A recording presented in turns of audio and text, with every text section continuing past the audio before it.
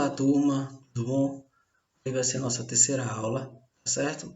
E o tema vai ser de contrastes. É muito importante saber sobre essa substância do contraste, porque ela vai ser uma substância que vai acompanhar todo o nosso processo de diagnóstico por imagem, tá ok? Então é importante saber quais são os tipos de contrastes, quais são os seus subtipos de contraste, quando é que deve ser administrado, as contraindicações também do contraste, tá certo? Então essas são questões que são importantes e hoje irei trazer para vocês nessa aula, tá bom? O contraste ele tem uma grande finalidade que é diferenciar os órgãos que são os órgãos e tecidos que estão normais dos que estão patológicos. Um exemplo dessa ajuda que o contraste consegue nos distinguir é de um trombo. A gente sabe que a trombose é um coágulo sanguíneo que impede o fluxo sanguíneo dentro daqueles vasos, daquelas veias e artérias, não é isso? Então, quando o sangue está com o contraste, aparece de uma cor diferente comparado à circulação sanguínea normal, tá certo? Dentro de uma tomografia computadorizada, dentro da ressonância magnética e dentro do arco cirúrgico, tá certo? O que acontece? Quando a gente está com esse fluxo interrompido com trombo, o contraste não consegue ultrapassar. Então, com isso, a gente consegue ver a diferença dos outros vasos que estão limpos desse vaso que está com esse trombo. Então, conseguimos ver essa diferenciação do normal do patológico. Outra característica que posso trazer para vocês é da cisticercose. A cisticercose, né, que é um cisto da tênia sólida, que fica localizado na parte cerebral, tá certo? Para a cisticercose. E o que acontece?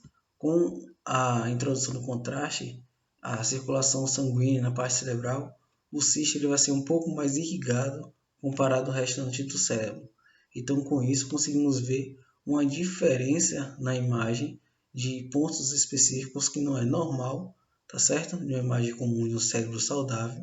Então, com isso, conseguimos identificar uma patologia, tá certo?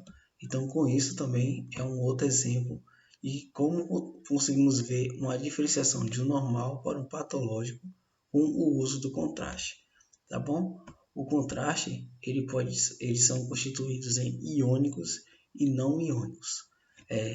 Os iônicos já praticamente não são tão utilizados, tá bom? Mas existem alguns exames e algumas instituições que ainda utilizam o contraste iônico, tá bom? A grande diferença do iônico para o não iônico é a osmolaridade. O que acontece? O iônico ele é hiperosmolar comparado ao sangue. A osmolaridade dele, a densidade dele é muito maior com a molécula do sangue, tá certo? É tipo a questão de água e óleo, tá certo? O óleo ele é menos denso que a água, então por isso que ele boia, tá certo? É a mesma questão, esse contraste iônico com o não iônico. Esse iônico ele é muito mais pesado comparado ao sangue e o não iônico ele praticamente tem a mesma osmolaridade que o sangue, tá certo? Então ele consegue ter uma conexão, uma ligação com o sangue, consegue ser aceitável pelo corpo de uma forma muito mais fácil do que o iônico. E uma grande diferença também é que o iônico ele demora muito mais tempo para ser eliminado pelo seu corpo do que o não iônico. O não iônico ele tem uma ligação mais rápida com o sangue, então quando chega na parte de filtração glomerular, a parte renal, o seu corpo consegue filtrar, consegue separar ele e ser eliminado praticamente em questões de horas. Já o contraste iônico ele chega a um período de quase 2 dias para ser eliminado totalmente do corpo do indivíduo que foi submetido a esse contraste. Tá ok? Além disso, as administrações dos contrastes podem ser divididas em três situações, tá certo? De via oral, via endovenosa e via retal. Dependendo de como queira ser o tipo de contraste e o tipo de estudos, tá certo? para distinguir esse tipo de via que vai ser administrada o contraste, tá bom? Via oral geralmente é para querer estudar a parte toda a parte bucal, tá certo? Da faringe, laringe, do esôfago, do estômago, tá certo? Do duodeno, daquela parte do estômago, tá bom? E até do intestino mesmo. Então, às vezes, a gente coloca esse contraste via oral. O endovenoso é para ver questões de circulação sanguínea, questões de alguns órgãos específicos, como o fígado, né? Porque a parte oral não vai chegar lá. Fígado, coração, cérebro, só circulação sanguínea mesmo, sistema fechado, pulmonar. Então, esses são administrados de via endovenosa, tá certo? Além disso, tem a via retal. Esse geralmente é induzido para a questão de próstata, tá certo? Para ver o colo do reto, o seto, o intestino grosso, o intestino delgado. Então, além da via oral, o via retal também é utilizado para esses tipos de exame.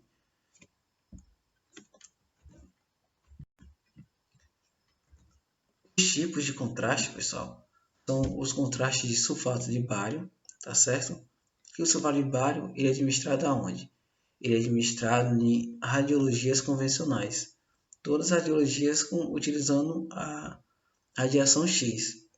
Um exemplo desse é o que a gente vem estudando por esse período, que é o arco C, que é também chamado de arco cirúrgico. Ele, em alguns procedimentos, pode ser utilizado o contraste do tipo de sulfato de bário. O sulfato de bário é utilizado para quê? Ele tem bastante ligação, pessoal, com a parte de tubo digestivo e intestino. Então, ele é bastante utilizado como via oral, tá certo?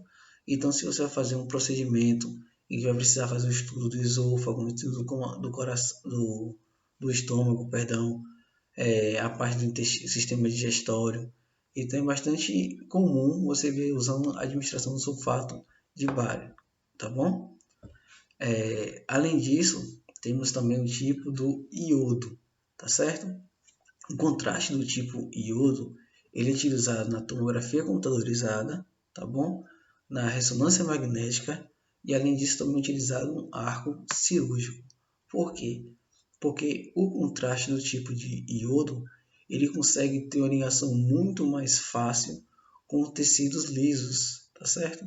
Como também como por exemplo os órgãos dos rins, também as artérias, as veias, o útero, coração, pulmão, tá certo? Então praticamente todos esses órgãos, o questão do iodo, ele tem bastante ligação com esses órgãos, esses tecidos, e é um dos mais utilizados praticamente por ele ser aceito por todos os tipos, tanto na tomografia computadorizada, quanto na ressonância magnética, quanto no arco cirúrgico, tá bom? Além desses dois, que é o sulfato de bário e o iodo, temos também o gadolínio. O que acontece? O contraste de gadolínio ele é utilizado somente na ressonância magnética, tá ok, pessoal? O contraste de gadolínio ele é utilizado somente na ressonância magnética. Ele também nos possibilita a visualização de tumores, infecções, escleroses, artéria, vê a parte das artérias, vê a parte das veias. E essa questão é muito importante, tá certo? O que já já eu vou explicar a vocês porque da ressonância magnética e do gadolínio ele ajuda bastante na questão de artérias e de veias, tá certo? Além esses três são mais comuns, tá certo? O sulfato de bário, o do iodo e o do gadolínio. Esses três vão ser bastante utilizados e vai ser os seus companheiros praticamente no diagnóstico de imagem e toda a sua carreira, tá certo? Só que o dióxido de carbono ele é utilizado praticamente no arco cirúrgico. Ele é utilizado para pacientes que têm uma alta intensidade de alergia do contraste de iodo ou uma alergia que pode ser comprometido para ele. Então é utilizado esse do iodo, tá certo? Então é utilizado dióxido de carbono. O teor dele de reações alérgicas são muito pequena Então, quando tem algum procedimento que vai precisar de um contraste e o paciente tem alergia ao iodo, a gente dá uma prioridade para utilizar o diagnóstico, o dióxido de carbono, tá ok? Aqui vem uma questão, pessoal, que a gente vem tratando, que é da angiografia. Por quê? A gente aprendeu que a angiografia ele tem dois tipos, né, no arco cirúrgico, arco C, que ele é utilizado tanto para tratamento como para diagnóstico. O que acontece? A ressonância magnética, você operando a ressonância magnética também consegue fazer uma angiografia, tá certo? Só que a diferença da angiografia no arco cirúrgico e na ressonância magnética é que a ressonância magnética só vai fazer uma angiografia de diagnóstico, tá certo? Você vai administrar o contraste, vai estudar e verificar todos os vasos sanguíneos, artéria do paciente possível daquele momento ou do órgão que o médico queira saber, tá certo? Mas você não vai poder fazer nenhuma intervenção cirúrgica naquela maca, na maca não, perdão, naquele aparelho da ressonância magnética, tá certo? Apenas no arco cirúrgico, com a utilização da fluoroscopia, e conseguimos fazer um tratamento de angiografia, tá certo? Que é a introdução do catéter com contraste e poder fazer alguma cirurgia ali de imediato, tá certo? No paciente, com a utilização ainda de imagens, tá certo? Essa é a grande diferença da angiografia de diagnóstico e tratamento, que a angiografia também podemos fazer na ressonância magnética, ok? Quais são os exames e a necessidade de administração de agentes de contrastes? Quais serão eles? O que acontece? Depende da instituição e dos protocolos que essa instituição vai utilizar. Mas alguns são praticamente já de praxe ter que usar contraste. Como qual?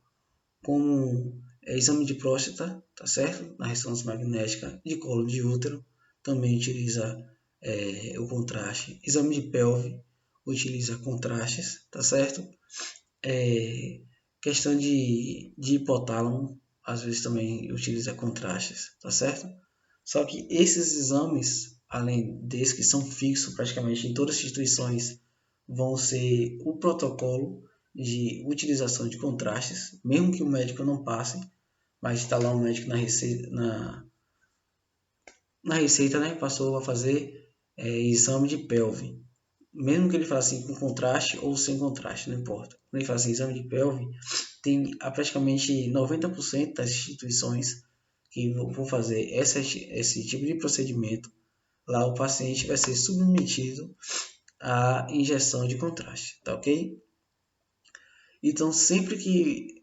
E além disso, se algum exame você fizer lá na hora e notificar que existe uma patologia ali e vai ser necessário a injeção de contraste, a gente não deve induzir o contraste de imediato, tá certo? A gente vai até o médico imaginologista que vai estar na instituição, mostra para ele a patologia que a gente conseguiu ver na imagem e vê se ele permite, tá certo? Se ele possibilita a gente fazer a injeção de contraste.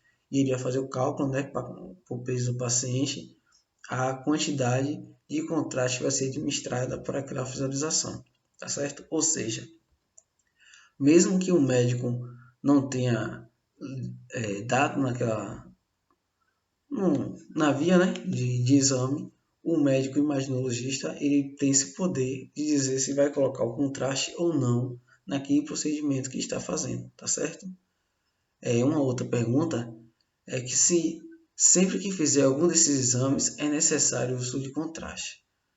Esses exames que é já padrão de uso de contraste, sim, ele vai ser sempre utilizado esses contrastes, como eu falei, exame de pelve, de próstata, do colo do útero.